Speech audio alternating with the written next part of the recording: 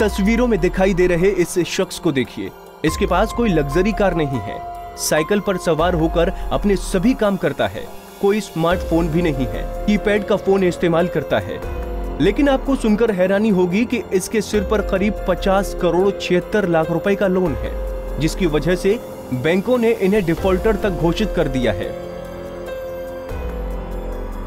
अब आप सोचेंगे कि शायद ये पहले कोई बड़ा व्यापारी रहा होगा, तो आपको बता दें ये सिर्फ एक मामूली चाय वाला है जो कुरुक्षेत्र के एक सड़क पर 10 रुपए वाली चाय बेचता है। इसे इस लोन के बारे में तब पता चला जब उसने अपनी खुद की जरूरत के लिए 50,000 रुपए के लोन के लिए अप्लाई किया। लॉकडाउन में दुकान बंद रहेगी 1-1.5 महीना, जिसकी वजह से मेरे को बिजली के बिल, घर का किराने का बिल, दूध वाले के पैसे, काफ़ी कर्जा मान लीजिए मेरे ऊपर हो गया, क्योंकि हम रोज़ कमाते हैं रोज़ खाते हैं, पीछे कुछ बचता खास नहीं है।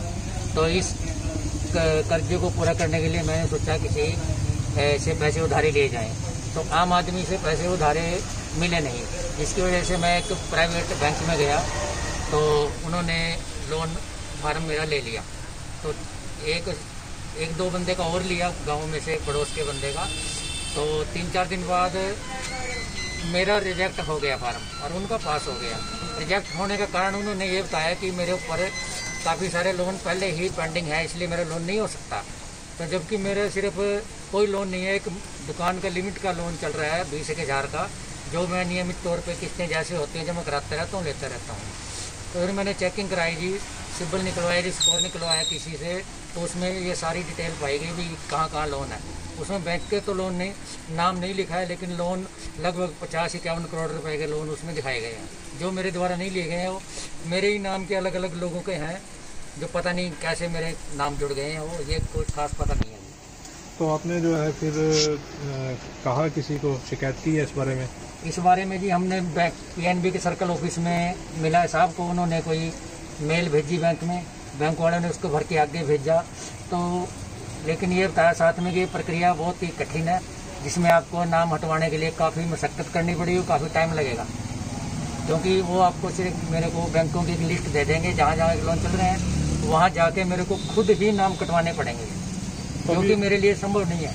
तो अब ये काफ़ी टेंशन का काम है। एक तो आपने लोन नहीं लिया और आपको जो है 51 करोड़, और दूसरी चीज़ ये है कि आपको जो ज़रूरत के टाइम पे लोन चाहिए वो भी नहीं मिल रहा। वो भी नहीं मिल पा रहा जी। और देनदार मेरे को दुकान में परेशान करते हैं जी, मेरा काम करना ही मुश्किल हो रहा है। टोटल कितना लोन दिखाया गया? टोटल 50 करोड़ 76 लाख रुपए का लोन दिखाया गया उसमें, अलग अलग डेट में और अलग अलग चीज का, कोई कमर्शियल लोन, कोई ट्रैक्टर लोन, कोई किसान क्रेडिट कार्ड, ऐसे कई प्रकार के लोन, पर्सनल लोन ये दिखाए गए। अब कुछ कहा जा रहा है, बैंक आपको कह रहा है किस्तें भरें ये वो? नहीं, मेरे को किस्तें नहीं मांग रही जी कोई, लेकिन फिलहाल तो मांगी नहीं, आगे पता नहीं। मतलब एक कम पढ़ा लिखा चाय वाला जो ठीक से 50 करोड़ 76 लाख रुपए बोल भी नहीं पाता, उसे बैंक ने 1 या 2 नहीं बल्कि कई लोन यूं ही दे दिए। हैरत की बात है, दरअसल पीड़ित राजकुमार लॉकडाउन की वजह से अपनी दुकान नहीं चला पाया, जिसकी वजह से उसके सिर्फ राशन, घर का किराया, बिजली का बिल जैसे कई कर्ज हो गए, जिन्हें चुकाने के लिए उसके पास पैसे नहीं थे। उसने सोचा कि क्यों ना छोटा सा लोन लेकर सबका कर्ज चुकाया जाए। उसने गांव के बाकी लोगों के साथ बैंक में एप्लीकेशन तो दी, लेकिन सिर्फ उसकी एप्लीकेशन ही कैंसिल हो गई, जिसके बाद मामले का खुलासा हुआ। उसके पड़ोस में रहने वाले लोग इस लोन की खबर सुनने के बाद बैंक और सरकारी अधिकारियों को जमकर कोस रहे हैं। बुक पे देखा था तो इसका पता चला, तो मैंने इसको फ़ोन किया और फ़ोन करके इससे पूछा। तो क्या बताया इसने मेरे को बताया कि मैं जो लोन चल रहेगा लगभग कोई 51 करोड़ के करीब लोन है, और जिसमें ट्रैक्टर वगैरह ये ऐसी चीज़ों का लोन है। तो ये गरीब आदमी ऐसे लोन नहीं लिया तो कभी परेशानी की बात है? नहीं, मैं तो ये मानता हूँ कि इतना लोन कोई भी बैंक एक गरीब आदमी को, क्या अमीर आदमी को भी दे सकता, गरीब को तो कहाँ देगा।